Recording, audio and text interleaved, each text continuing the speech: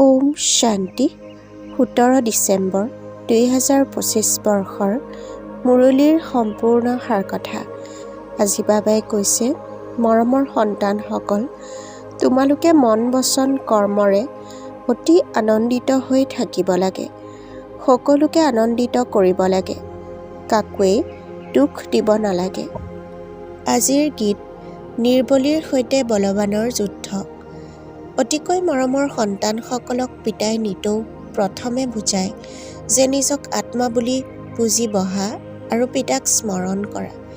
এনেকৈ কয় নহয় যে অনুগ্ৰহ কৰি মনোযোগ দিয়া। গতিকে পিতাই কয়, এটা হ'ল পিতাৰ ফালে মনোযোগ দিয়া। পিতা কিমান মৰমীয়াল, তেওঁক কোৱা হয় প্ৰেমৰ সাগৰ, জ্ঞানৰ সাগৰ। গতিকে তোমালোকো মৰমীয়াল হোৱা উচিত।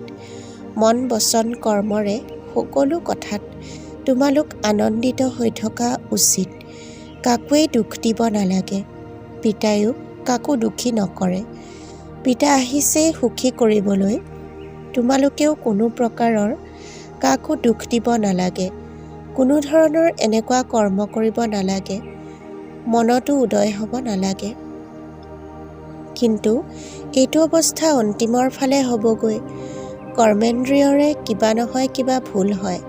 নিজক আত্মা বুলি বুজিলে, আনকো আত্মা ভাই ৰূপত চালে, তেতিয়া কাকো দুখ দিবলগীয়া নহ'ব।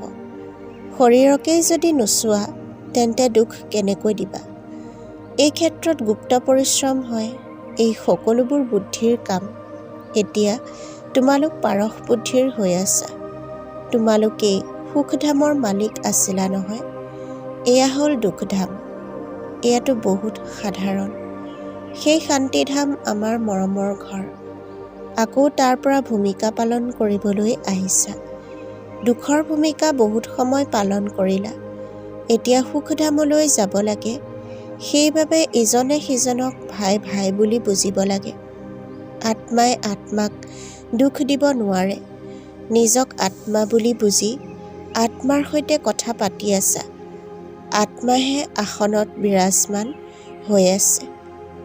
এওঁ শিৱ বাবাৰ ৰথ নহয় জানো? কন্যাসকলে কয়, আমি শিৱ বাবাৰ ৰথক অলংকৃত কৰোঁ, শিৱ বাবাৰ ৰথক খুৱাওঁ। গতিকে শিৱ বাবাহে স্মৃতিত থাকে। তেওঁ হয়েই কল্যাণকাৰী পিতা। তেওঁ কয়, মই পাশ্চাত্যৰো কল্যাণ কৰোঁ। তাত কোনো বস্তুৱে কেতিয়াও কষ্ট নিদিয়ে। ইয়াততো কেতিয়াবা ধুমুহা, কেতিয়াবা ঠাণ্ডা, কেতিয়াবা কি হৈ থাকে। তাততো সদায় বসন্ত ঋতু চলি থাকে। দুখৰ নাম নাই। সেইখন হয়েই স্বৰ্গ। পিতা আহিছে তোমালোকক স্বৰ্গৰ মালিক কৰি তুলিবলৈ। উচ্চতকৈ উচ্চ হৈছে ভগৱান, উচ্চতকৈও উচ্চ পিতা, উচ্চতকৈও উচ্চ পৰম শিক্ষকো হয়। তেন্তে নিশ্চয় উচ্চতকৈও উচ্চ কৰিয়ে তুলিব। তোমালোক এই লক্ষ্মীনাৰায়ণ আছিলা নহয়। এই সকলোবোৰ কথা পাহৰি গৈছা। এওঁ পিতাইহে বহি বুজায়। ঋষিমুনি আদিক সুধিছিল, আপোনালোকে ৰচয়িতা আৰু ৰচনাক জানেনে? তেতিয়া নাজানো বুলি কৈছিল। যিহেতু তেওঁলোকৰ ওচৰতেই জ্ঞান নাছিল, তেন্তে পৰম্পৰা কেনেকৈ চলিব পাৰে? পিতাই কয়, এই জ্ঞান মই এতিয়াহে দিওঁ। তোমালোকৰ সৎগতি হৈ গ'লে তেতিয়া জ্ঞানৰ দৰকাৰ নাথাকে। দুৰ্গতি নহয়েই। সত্যযুগক কোৱা হয় সৎগতি। ইয়াত হৈছে দুৰ্গতি। কিন্তু এইটোও কোনেও নাজানে যে আমি দুৰ্গতিত আছোঁ। পিতাৰ বাবে গোৱা হয় মুক্তিদাতা, মাৰ্গদৰ্শক, নাৱৰীয়া। বিষয় সাগৰৰ পৰা সকলোৰে নাও পাৰ কৰাই। সেইখনক কোৱা হয় ক্ষীৰসাগৰ। বিষ্ণুক ক্ষীৰসাগৰত দেখুৱাই। এই সকলোবোৰ হৈছে ভক্তিমাৰ্গৰ গায়ন। ডাঙৰ ডাঙৰ পুখুৰী আছে, য'ত বিষ্ণুৰ ডাঙৰ চিত্ৰ দেখুৱায়। পিতাই বুজায়, তোমালোকেই গোটেই বিশ্বত ৰাজত্ব কৰিছিলা। অনেকবাৰ পৰাজিত হ'লা আৰু জয়ী হ'লা। পিতাই কয়, কাম মহাশত্ৰু। তাৰ ওপৰত জয়ী হ'লে তোমালোক জগতজিত হ'বা। গতিকে আনন্দেৰে হোৱা উচিত নহয় জানো? লাগিলে গৃহস্থালীত প্ৰবৃত্তি মাৰ্গতেই থাকা, কিন্তু পদুম ফুলৰ সমান পবিত্ৰ হৈ থাকা। তোমালোকে এতিয়া কাঁইটৰ পৰা ফুল হৈ আছা। বুজি পোৱা যে এয়া কাঁইটৰ জংঘল। ইজনে সিজনক কিমান বিৰক্ত কৰে, মাৰি পেলায়। গতিকে পিতাই মৰমৰ সন্তানসকলক কয়, তোমালোক সকলোৰে এতিয়া বানপ্ৰস্থ অৱস্থা। সৰু ডাঙৰ সকলোৰে বানপ্ৰস্থ অৱস্থা। তোমালোকে বাণীৰ সিপাৰে যাবলৈ পঢ়া নহয়। তোমালোকে এতিয়া সৎগুৰু পাইছা। তেওঁতো তোমালোকক বানপ্ৰস্থলৈ লৈয়ে যাব। এইখন হৈছে বিশ্ববিদ্যালয়। মই তোমালোকক ৰাজযোগ শিকাই ৰজাৰো ৰজা কৰি তোলোঁ। যিসকল পূজ্য ৰজা আছিল, তেওঁলোকেই পুনৰ পূজাৰী ৰজা হয়। গতিকে পিতাই কয়, সন্তানসকল, ভালদৰে পুৰুষাৰ্থ কৰা, দৈৱী গুণ ধাৰণ কৰা, খোৱা বোৱা কৰা। শ্ৰীনাথ দ্বাৰলৈ যোৱা। তাত ঘিউৰ বস্তু বহুত পোৱা যায়। ঘিউৰ কুঁৱাই তৈয়াৰ হৈ আছে। আকৌ খায় কোনে? পূজাৰীয়ে। শ্ৰীনাথ আৰু জগন্নাথ দুয়োকে কলাবৰণীয়াকৈ সাজিছে। জগন্নাথ মন্দিৰত দেৱতাসকলৰ লেতেৰা চিত্ৰ আছে। তাত হাণ্ডিত গোলাকাৰ ডাঙৰ পাত্ৰত চাউল সিজায়। সেয়া তৈয়াৰ হৈ যোৱাৰ পাছত 4 ভাগ হয়। কেৱল চাউলৰে ভোগ আগবঢ়ায়। কিয়নো এতিয়া সাধাৰণ হয় নহয়। এইফালে গৰীব আৰু সেইফালে চহকী। এতিয়াতো চোৱা কিমান গৰীব আছে। খোৱা বোৱাৰ কাৰণে একো নাপায়। সত্যযুগততো সকলো আছে। পিতাই কিমান ভালদৰে বুজায়। জ্ঞান বহুত মধুৰ। ইয়াত চকু মেলি শুনিবলগীয়া হয়।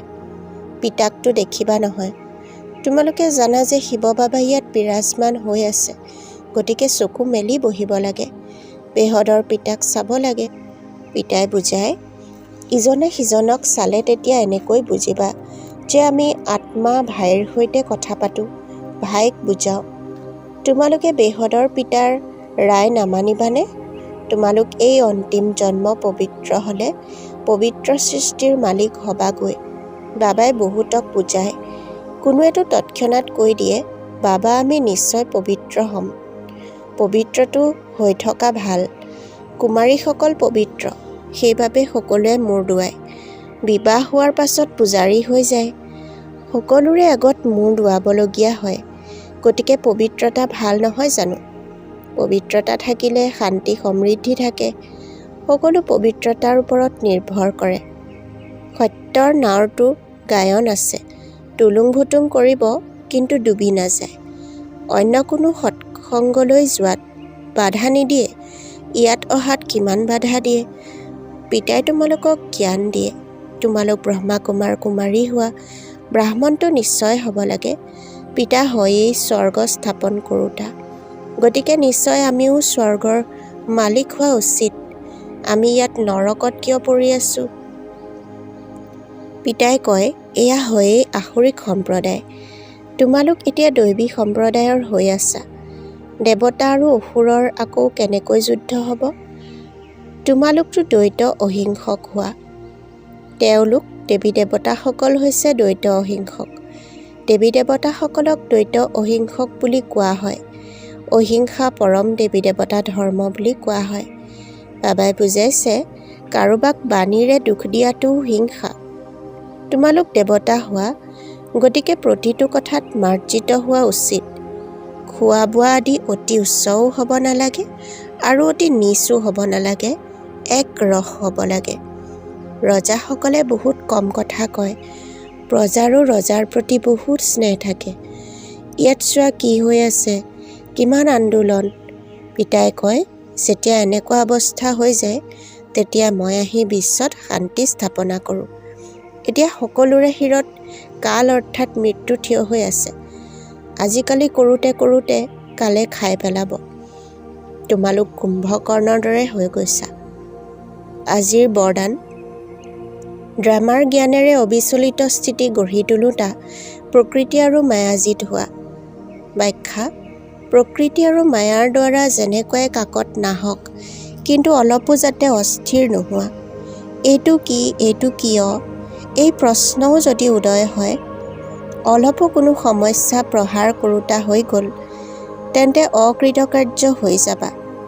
সেইকাৰণে যিয়েই নহওক, কিন্তু ভিতৰৰ পৰা এইটো আৱাজ উচ্চাৰিত হওক যে বাহ মিঠা ড্ৰামা, হাই কি হ'ল, এইটো সংকল্পও যাতে উদয় নহয়। এনেকুৱা স্থিতিও হওক যে যাতে সংকল্পটো কোনো অস্থিৰতা নাহে। সদায় অচল-অটল স্থিতি হওক, তেতিয়া প্ৰকৃতিজিত বা মায়াজিতৰ বৰদান প্ৰাপ্ত হ'ব। আজিৰ শ্লোগান, শুভ বাৰ্তা শুনাই আনন্দিত কৰা, এইটোৱেই সকলোতকৈ শ্ৰেষ্ঠ কাৰ্য। ওম শান্তি। সেৱাৰ সুবিধাৰ অৰ্থে আমাৰ এই চেনেলটো লাইক, ছাবস্ক্ৰাইব আৰু ঈশ্বৰীয় পৰিয়ালৰ সদস্যসকলৰ সৈতে শ্বেয়াৰ কৰিব বুলি আশা কৰিলোঁ। ধন্যবাদ।